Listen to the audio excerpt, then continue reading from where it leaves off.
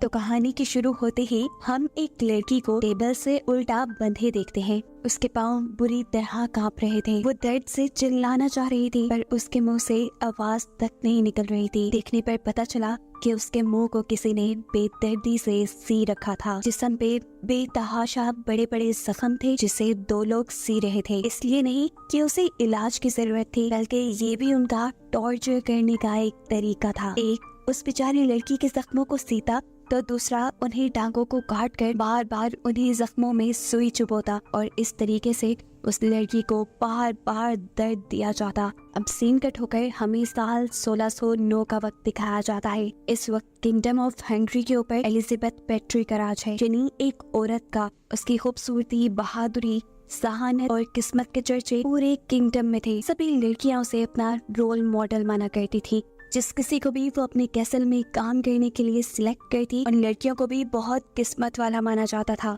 इसी तरह आज इस कैसल में आई है लेडी मार्गरेट नाम की एक लड़की, जिसे खुद एलिजाबेथ पेट्री ने अपनी पर्सनल असिस्टेंट के तौर पे चुना है। यही वजह है कि लेडी मार्गरेट खुद और उसकी फैमिली उसे बहुत ही किस्मत वाला मानने लगे हैं। लेडी मार्गरेट भी एक रॉयल ब्लड लाइन से है, लेकिन फाइनेंशियली उनके हालात कुछ खास अच्छे नहीं। एलिजाबेथ की खास मेट ईवा लेडी मार्गरेट को खुद उसके घर से लेने गई थी। लेडी मार्गरेट खुद कैसल में आने पर बहुत खुश थी और जब उसने यहाँ कर देखा कि एलिजाबेथ खुद उसे वेलकम करने के लिए नीचे आई है, तब उसकी खुशी का कोई ठिकाना ही नहीं रहा। और इसी खुशी और एक्साइटमेंट में उसने ये नोटिस ही नहीं किया कि उसके इर्द गिर्द सब कुछ कितना अजीब है। यहाँ पर काम करने वाली हर लड़की घबराई हुई है और सभी की आंखों में डर है। अजीब सन्नाटा गुजर रहा था इस कैसल में और तभी एक मेड वहाँ से कुछ लेकर गुजरती है और गलती से उसकी बास्केट गिर जाती है, जिसके गिरने पर वो बुरी तरह घबरा गई थी। उसे तो छोड़े, ईवा भी बुरी तरह घबरा गई और जल्दी से उस मेड के साथ वो सारी चीजें समेटने लगी और ये चीजें समेटते हुए उसे किसी नोकीली चीज से कट भी लग गया। खैर, यहाँ पर खुद एलिजाबेथ लेडी मार्गरेट का हाथ पकड़कर उसे कैसल के अंदर ले आती है। मार्गरेट तो अभी तक शौक से बाहर नहीं निकली थी कि जिस क्वीन एलिजाबेथ की उसने कहानियाँ सुनी थी, आज वो उसके सामने है और उसे किसी खास मेहमान की तरह ट्रीट कर रही है। हालांकि वो तो एक सेक्रेटरी, एक नौकर के तौर पे यहाँ आई है। क्वीन एलिजाबेथ मार्गरेट को इस कैसल की कहानी भी सुनाती है जो कि उन्हें उनके हस्बैंड ने गिफ्ट किया था। क्वीन एलिजाबेथ की जब शादी हुई तब वो सिर्फ 11 साल की थी और बेतहाशा खूबसूरत थी, जबकि किंग हंगरी के यानी इस पूरे इलाके के सबसे बहादुर नाइट यानी सबसे बहादुर जंगजू थे और इसी वजह से उनकी जोड़ी की मिसालें दी जाती थी। लेकिन फिर पता नहीं किसकी उनको नजर लग गई और किंग किसी बीमारी की वजह से इस दुनिया से चल बसे। ये बात करते हुए क्वीन एलिजाबेथ काफी इमोशनल हो गई थी, इसीलिए ईवा मार्गरेट को उसके रूम में ले आती है। ये रूम काफी बड़ा, काफी आलीशान था, जहाँ पर वो ईवा से काफी बातें करने की कोशिश करती है। लेकिन अजीब बात थी, ईवा उसकी किसी बात का जवाब नहीं दे रही थी। वो लेडी मार्गरेट को खास और अपने आप को आम मानती थी। तब लेडी मार्गरेट उससे कहती है, मैं तो खुद अपने घर में सारे काम करती हूँ किसी मेड की तरह, तो मेरे और तुम्हारे दरमियान में कैसा डिफरेंस। ईवा जवाब देती है, जो भी हो, आपकी ब्लड लाइन रॉयल है और मैं एक आम घराने से हूँ, हमारी दोस्ती कभी नहीं हो सकती। खैर, यहाँ पर मार्गरेट अब एलिजाबेथ के बारे में बातें करने लग जाती है, उनकी तारीफें करने लगती है कि कितनी अच्छी है, कितना प्रोटोकॉल दे रही है। ये नोटिस किए बगैर कि ईवा के एक्सप्रेशन उसकी बातों से बिल्कुल मुख्तलिफ है। ईवा कोई भी जवाब दिए बगैर उसे कमरे से छोड़कर निकल जाती है, जिसके बाद हम ईवा को क्वीन एलिजाबेथ के साथ दिखते हैं। वो लोग अभी भी लेडी मार्गरेट के बारे में बात कर रहे थे। क्वीन एलिजाबेथ खुश थी इस चीज के लिए कि मार्गरेट एक रॉयल ब्लड लाइन से है और उससे भी अच्छी बात ये कि वो प्योर भी है। अब उसके प्योर या रॉयल ब्लड लाइन से होने का क्वीन को क्या फायदा है, ये तो आगे ही मालूम होगा। इस सब के बाद ईवा क्वीन को कुछ फेस पर लगाने लग जाती है। ये किसी रेड ब्लशन की तरह था। ईवा ने पहले क्वीन के एक गाल पर ये ब्लशन लगाया और दूसरे गाल पर लगाने से पहले वो डर गई क्योंकि उसका प्रोडक्ट खत्म हो चुका था। ईवा डरते हुए जब क्वीन को ये बताती है कि उनका प्रोडक्ट खत्म हो गया है, तो क्वीन गुस्से से पागल हो जाती है और गुस्से पे कंट्रोल करते हुए ईवा से सिर्फ इतनी ही बात कहती है कि तुम जानती हो इस चीज का खत्म होना मुझे बिल्कुल पसंद नहीं और इसकी सप्लाई तुम्हारी जिम्मेदारी है। अब क्वीन कुछ और गलत ना कर दे, ईवा डरते हुए अपने हाथ पे लगा हुआ कट जोर से दबाती है और उससे निकलने वाला खून ब्रश पे लगाकर क्वीन के फेस पे लगाने लगती है, जिससे हमें रिवील हुआ कि उस जार के अंदर भी जो रेड कलर का लिक्विड क्रीम था वो भी ब्लड ही था और क्वीन अपने फेस पे ब्लड लगवा रही थी।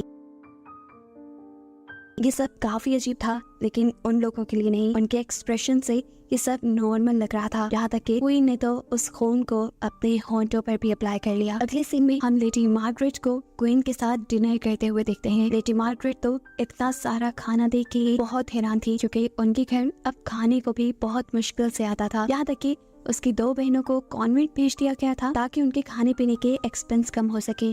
यहाँ क्वीन भी मार्गरेट की सेहत का ख्याल रखने को उसे कहती है और उसे ऑर्डर देती है कि तुमने ज्यादा से ज्यादा फ्रूट और हनी का इस्तेमाल करना है, जो कि ब्लड बनाने और उसे प्योर करने में काम आता है। अब क्वीन एक मेड को हनी लाने को कहती है, जो जब हनी मार्गरेट को ऑफर करती है तो मार्गरेट नोटिस करती है कि उसके हाथ पे बहुत गहरे जख्म थे। मार्गरेट ने जब उससे पूछा कि तुम्हें ये जख्म कैसे आए हैं, तो उसने घबराते हुए जवाब दिया कि किचन में काम करते हुए उसे जख्म आ गए, और ये बात मार्गरेट को कंफ्यूज कर गई। इतनी देर में क्वीन ने अपने डॉग्स को मार्गरेट से मिलवाने के लिए यहाँ बुलवाया। जो डॉग्स पालतू तो बिल्कुल नहीं लग रहे थे, वो कोई जंगली डॉग्स की तरह बिहेव कर रहे थे। उन डॉग्स को देखकर मार्गरेट तो क्या, यहाँ की सब मेड्स भी डर रही थी, लेकिन क्वीन यहाँ सबको फोर्स करती है उन डॉग्स को अपने हाथ से खाना खिलाने के लिए। मार्गरेट इस कैसल में बहुत खुश थी, क्योंकि वो नहीं जानती थी कि आने वाले कल में उसके साथ क्या होगा। वो यहाँ पर हर हाल में ईवा से भी दोस्ती करना चाहती थी, लेकिन ईवा की पहले वाली ही जिद थी कि वो मार्गरेट से दोस्ती नहीं कर सकती, क्योंकि वो दोनों बराबर नहीं है। फिर अब ईवा के जाने के बाद मार्गरेट सोने के लिए लेट जाती है और आधी रात में उसे किसी के रोने की आवाजें आती हैं, जिसके बारे में वो बाहर निकल के जब ईवा से पूछती है तो ईवा से कहती है कुछ नहीं, ये कैसल पहाड़ की ऊंचाइयों पे है, तो अक्सर हवा की आवाज ऐसे ही फील होती है, तुम जाओ जाकर सो जाओ। ईवा की तसल्ली देने के बावजूद भी मार्गरेट को कुछ अजीब लग रहा था, इसीलिए वो लाइट लेकर खुद इन्वेस्टिगेशन के लिए निकल गई और जहाँ से रोने की आवाज आ रही थी उस डायरेक्शन में चलने लगी। जिस दरवाजे के पार से आवाज आ रही थी वो एक टेरेस था। जैसे ही मार्गरेट टेरेस के अंदर जाने लगी तो गार्ड्स ने उसे रोक लिया, ये कहते हुए कि इस वक्त वहाँ जाना मना है। मार्गरेट को तो नहीं, लेकिन अगले सीन में हमें दिखाया जाता है कि टेरेस की दूसरी तरफ एक बहुत ही खूंखार काम हो रहा था। एक लड़की को जंजीरों से बांधा गया था और उसके ऊपर शहद डालकर भूखे डॉग्स को उसके ऊपर छोड़ दिया गया था। देखने को मिलता है कि ये सारा नजारा ऊपर से क्वीन खुद देख रही है और ये देखते हुए उन्हें काफी मजा आ रहा है, जिससे हमें ये बात पता चली कि क्वीन ने सिर्फ अपनी एंटरटेनमेंट के लिए वहाँ पर उस लड़की की जान को खतरे में डाला हुआ था। और ये क्वीन ने पहली मर्तबा नहीं किया था, बल्कि इस कैसल में पहले भी ऐसा बहुत कुछ होता रहा है। जैसे हमने मूवी के पहले सीन में भी देखा कि एक लड़की को एक टेबल से बांधकर टॉर्चर किया जा रहा था और इस टॉर्चर को देख देख कर क्वीन बहुत ज्यादा खुश हुआ करती थी और इस लड़की के जख्मों को बार बार जो सी रहा था और काट रहा था वो कोई और नहीं बल्कि खुद क्वीन एलिजाबेथ और उनकी खास मेट ईवा थी। और इस चीज से हम ये भी अंदाजा लगा सकते हैं कि क्वीन एलिजाबेथ के हर ऐसे जुर्म में ईवा बराबर का साथ देती है और इन सारी चीजों से साफ यही लग रहा है कि ये लोग मार्गरेट को भी ऐसे ही किसी घिनौने मकसद के लिए यहाँ लाए हैं। मार्गरेट तो इस बात से बिल्कुल अनजान है और वो अब ईवा को अपना दोस्त मानने लगी है। वो ईवा के हाथ पे जब जख्म देखती है तो फौरन उसके इलाज में लग जाती है, लेकिन फिर उसने देखा कि ईवा के हाथ पे एक नहीं बल्कि कई ज्यादा जख्म थे, जिनमें से कुछ तो सेप्टिक भी हो चुके थे। यानी उन जख्मों में इन्फेक्शन हो गई थी, जिसका इलाज लेडी मार्गरेट को नहीं पता था। इसलिए वो ईवा से कहती है तुम डॉक्टर के पास जाओ ना। ईवा कोई जवाब नहीं देती, क्योंकि वो जानती थी कभी भी क्वीन एलिजाबेथ उसे डॉक्टर के पास जाने की परमिशन नहीं देंगी। लेकिन मार्गरेट, जिसे क्वीन एलिजाबेथ के इस घिनौने चेहरे के बारे में अभी नहीं पता था, वो क्वीन एलिजाबेथ से जाकर रिक्वेस्ट करती है कि ईवा को डॉक्टर के पास लेकर जाया जाए और क्वीन उसे अच्छाई के झांसे में रखने के लिए उसकी बात मान भी जाती है। डॉक्टर के पास जाने से पहले मार्गरेट ईवा से सवाल करती है कि मैंने नोटिस किया है यहाँ की हर मेड के हाथ, पाँव या किसी भी जगह पे कोई गहरे जख्म है। ऐसा कैसे हो सकता है कि वो सारी बददेहान हो और अपने आप को चोट लगा सके? ईवा के पास उसे देने के लिए कोई जवाब नहीं था। वो चुप रही और आगे बढ़ गई। मार्गरेट जितना ईवा का ख्याल रखने लगी थी, अब ईवा को भी मार्गरेट अच्छी लग रही थी। दिल ही दिल में वो ये सोचने लगी थी कि जैसा उसने बाकी लोगों के साथ किया वैसा वो मार्गरेट के साथ नहीं कर सकती। वो किसी भी हाल में मार्गरेट को यहाँ से भगाने का सोच लेती है, लेकिन ये सारा काम उसे क्वीन एलिजाबेथ से छुप कर करना था। इससे पहले कि वो कोई प्लान बना पाती, क्वीन एलिजाबेथ उसे मार्गरेट को लाने का ऑर्डर दे देती है और ये सुनकर ईवा खौफ से पागल हो जाती है, क्योंकि उसे नहीं पता था क्वीन एलिजाबेथ मार्गरेट को इतना जल्दी अपना शिकार बना लेंगी। वो कुछ सोचते हुए अब क्वीन के पास जाती है और मार्गरेट की जान बचाने के लिए क्वीन को समझाने लगती है और कहती है कि हम मार्गरेट के साथ ऐसा कुछ नहीं कर सकते, क्योंकि मार्गरेट एक नोबल फैमिली से है। बेशक उनकी फाइनेंशियल कंडीशन अच्छी नहीं, लेकिन उनको लोग जानते हैं और अगर मार्गरेट को कुछ हो गया तो जरूर उनके घर वाले आप पे सवाल उठाएंगे। ईवा की बात करते हुए क्वीन एलिजाबेथ उससे कहती है, तो इस सब की शुरुआत भी तुमने ही की थी ना, और अब तुम खुद क्यों इन सब चीजों से घबराने लगी हो। सीन कट होकर पास्ट में जाता है और हमें दिखाया जाता है कि किंग के मरने के बाद क्वीन बहुत ज्यादा बीमार हो चुकी थी दुख की वजह से, और उनकी बीमारी ने उनकी खूबसूरती को भी खा लिया था, और इसी वजह से उन्होंने बिल्कुल सुसाइड करने का फैसला कर लिया। और तब उनके पास आई ईवा उनका ख्याल रखने के लिए। ईवा ने उन्हें मोटिवेट किया, उनका ख्याल रखा, जिससे उनकी सेहत पहले से बहुत अच्छी हो गई। लेकिन अब उनकी खूबसूरती का भी मसला था जो वो खो चुकी थी, और इस बदसूरती की वजह से वो डिप्रेशन में जाने लगी। और एक दिन जब ईवा ने गलती से उन्हें हर्ट कर दिया, उनके बाल बनाते हुए बाल खींच दिए, तो क्वीन गुस्से से पागल हो गई और अपने पास पड़ी चीजें उठाकर ईवा को मारने लगी। उन्होंने ईवा को इतना मारा कि उसका सर फट के खून निकलने लगा, और खून के छींटे जाकर क्वीन के मुंह पे गिर गए। और जैसे ही उन छींटों को साफ करने के लिए क्वीन शीशे की तरफ मुड़ी, तो उन्हें वो छींटे साफ करते हुए लगा कि जैसे उनकी पुरानी खूबसूरती इस खून की वजह से वापस आ रही है। ये खून का रंग उनके मुंह पे बिल्कुल उनके पुराने ग्लो जैसा था। ये रियलाइज होने के बाद क्वीन जैसे एकदम से ही डिप्रेशन से बाहर निकल आई, और उन्होंने खून को ही किसी ब्यूटी प्रोडक्ट की तरह इस्तेमाल करना शुरू कर दिया, जिसकी सप्लाई उनके लिए ईवा करती थी, लड़कियों को टॉर्चर करके। और इसी खून की वजह से कुछ ही अरसे बाद एलिजाबेथ पहले से भी ज्यादा खूबसूरत दिखने लगी। उनकी खूबसूरती तो वापस आ गई थी, लेकिन इसको बरकरार रखने के लिए अब क्वीन और ईवा ने लड़कियों को मारना शुरू कर दिया। अब क्वीन का मानना ये था कि मरते हुए लड़कियों को जितना ज्यादा टॉर्चर किया जाएगा, उनका खून उनकी ब्यूटी के लिए उतना ही ज्यादा अच्छा होगा। इसी वजह से वो लड़कियों को बहुत टॉर्चर करती थी। हर रोज वो लड़कियों को मारने और टॉर्चर करने के नए नए तरीके ढूंढने लगी, और आहिस्ता आहिस्ता ये सारा काम उनका शो बन गया। ईवा ना चाहते हुए अब क्वीन के साथ फंस चुकी थी।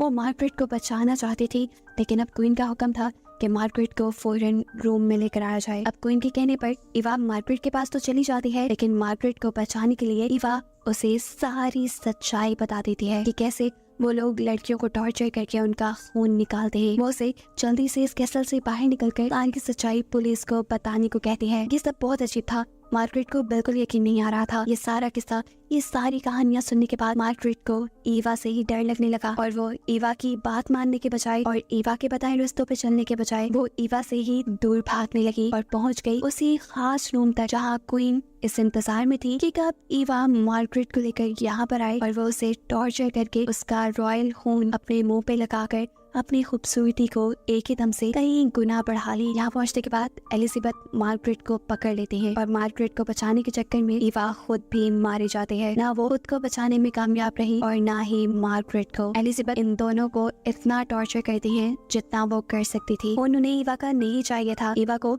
उन्होंने सिर्फ अपनी इंटरटेनमेंट के लिए टॉर्चर किया था, और इस सारे टॉर्चर के बाद मार्गरेट के साथ ईवा भी मर गई। अब वो मार्गरेट के खून से अपने आप को नहला रही थी, ये जाने बगैर कि उनके कैसल से कोई भाग गया है। एक लड़की जिसे मार्गरेट की तरह ही अभी यहाँ लाया गया था, उसे किसी तरह इस कैसल की सच्चाई पता चल जाती है, और वो होशियारी से क्वीन एलिजाबेथ की वो डायरी चुरा कर इस कैसल से भाग जाती है, जिस डायरी में क्वीन ने अपनी शिकार बनाई सभी लड़कियों के नाम लिखे हुए थे। ये डायरी पुलिस को देने के बाद पुलिस ने फौरन एलिजाबेथ को पकड़ लिया, और इस सब के बाद पूरी दुनिया को क्वीन एलिजाबेथ की सच्चाई पता चल गई। उनके इन सारे बुरे कामों के जुर्म में उन्हीं के कमरे में बंद कर दिया गया, और उनके कमरे के सारे दरवाजे और खिड़कियां भी बंद कर दिए गए। बस इतना सा दरवाजा खुला छोड़ा गया जिससे खाना ही अंदर जा पाता था। यहाँ पर रहकर भी क्वीन ने अपनी एडिक्शन नहीं छोड़ी, इन्हीं खून से अपने आप को खूबसूरत बनाना नहीं छोड़ा। चाहे अब वो खून उनका अपना ही क्यों ना हो, वो अब अपने आप को टॉर्चर करके अपने आप को खूबसूरत बनाने लगी, क्योंकि उन्हें लगा कि अब वो मरकर अपने हस्बैंड के पास जाएंगी और उनके लिए उन्हें खूबसूरत होना चाहिए। फिर थोड़ा ही अर्सा गुजरा और क्वीन लोगों को अपने रूम में मरी हुई मिली। उनकी मौत कैसे हुई ये किसी को नहीं पता, लेकिन ये बात सब जानते हैं कि ये कहानी असल है। हिस्ट्री आज भी 1609 की क्वीन एलिजाबेथ को सबसे ब्रूटल क्वीन मानती है, क्योंकि कई साल तक वो सीरियल किलिंग में मुलविस रही और आखिर में उन्हें इसकी सजा भी मिली।